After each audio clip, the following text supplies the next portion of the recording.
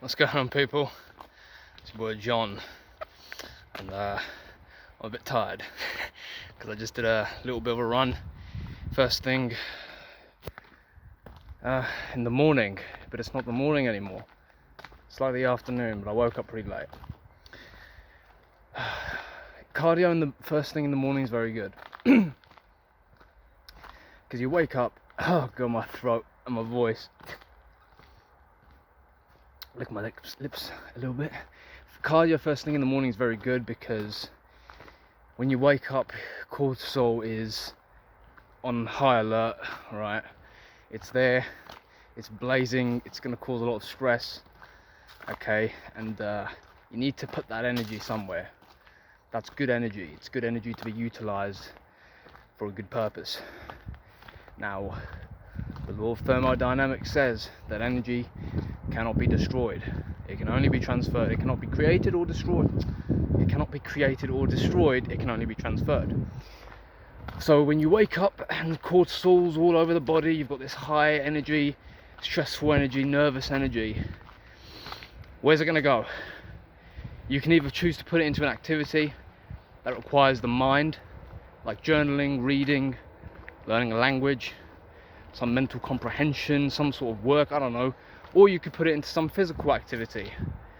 You know, do a bit of cardio, a bit of push-ups, a bit of sit-ups, a bit of jumping jacks, whatever the fuck suits your fancy. Or if you're the type of guy who goes to the gym in the morning and does a weightlifting session, then by all means.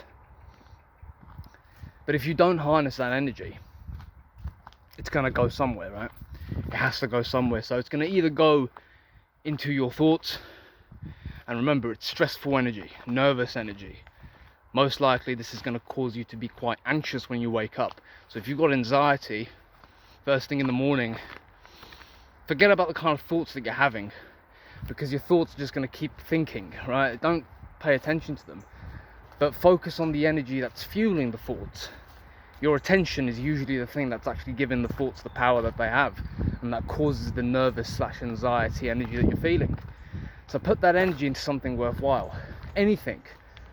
But you've got to do it first thing in the morning, otherwise your entire morning is going to be dictated by this nervous agenda which your mind's already set for you. Why is it dark?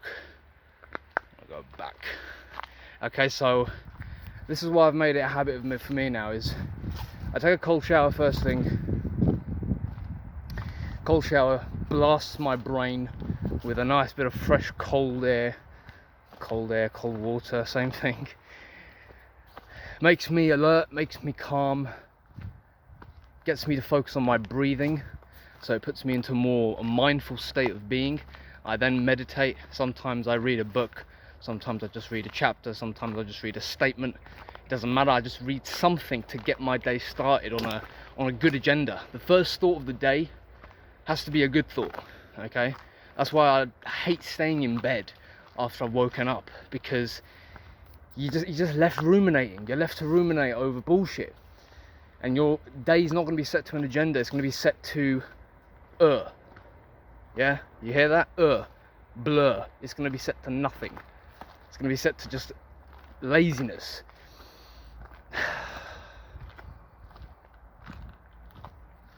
So meditation, cold shower, getting something to read, and then I go straight for either a few push-ups or sit-ups, jumping jacks, stretch, go downstairs, have a cup of coffee.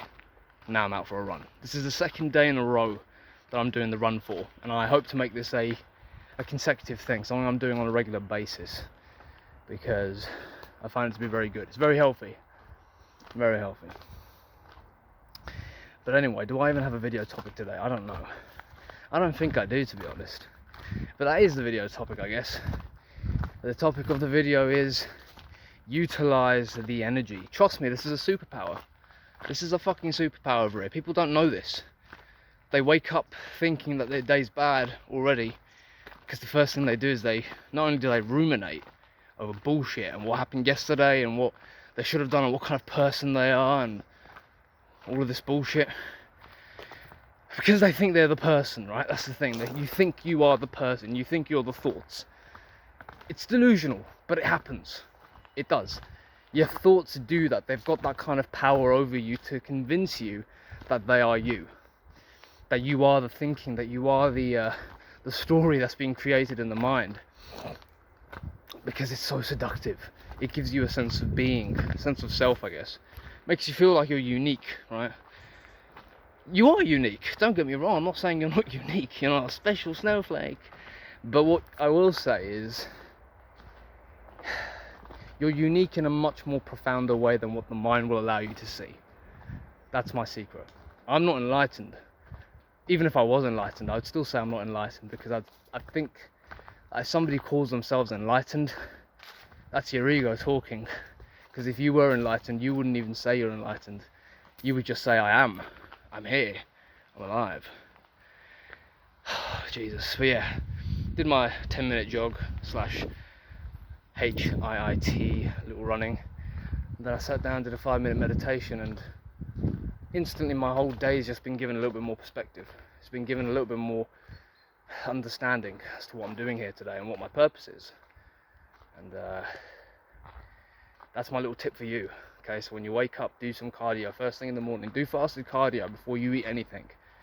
Okay, I'm not even a guy who likes to eat in the morning anymore. I used to, but that's just because I was bored. I was like, I need some pleasure in the morning, so let me eat something. But now it's like, I can go 2-3 hours without eating first thing. I'll do my thing, my cardio, I'll do my business activity, any work I've got to do, because I've got that energy. I've got this hunger, you know, this physical hunger, but it's also a mental and emotional hunger, which is saying to me, get out there and conquer. Go and conquer your goals, conquer your aims. Go out there and do what you need to do, right? Don't rest until they're done. And eating is like a resting sort of activity. It's a pleasure activity. You do it to survive, of course, to feed your body with the right nutrition, but it's also a pleasurable activity. You do it because you enjoy it. And at this stage in my life, it's like my body and my mind is telling me that don't indulge in pleasure until your activities are done, until your main goals are done. Yeah? I talked about the binge that I had on Saturday or Sunday, I'm not sure, Saturday, yeah. I had a binge. I ate a whole bunch of shit, a lot of trash, and that was needed. That was needed to be done, because I immersed myself in so much pleasure that pleasure was no more enjoyable. Before, I'd gone without 4 or 5 weeks without eating a pizza. When I had a pizza, it was so fucking good because I was hungry for it. I was like, I've deprived myself from this. This is my reward.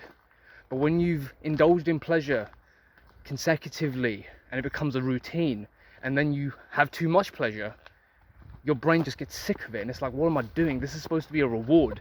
It's not supposed to be something I indulge in for the sake of indulgence. Even your mind will realize that now. Your dopamine receptors and your brain is wired to want that even more still, even though it knows that it's irrational. But the pleasure serves no purpose. Pleasure has the best purpose, or serves the best purpose, when it's reward, when it comes as a reward.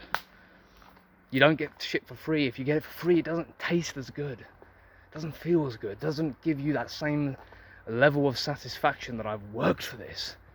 And that's why getting your physique in shape is one of the best things I think any human can do, because it's the ultimate teacher of hard work and determination and passion and sacrifice that leads to an amazing reward.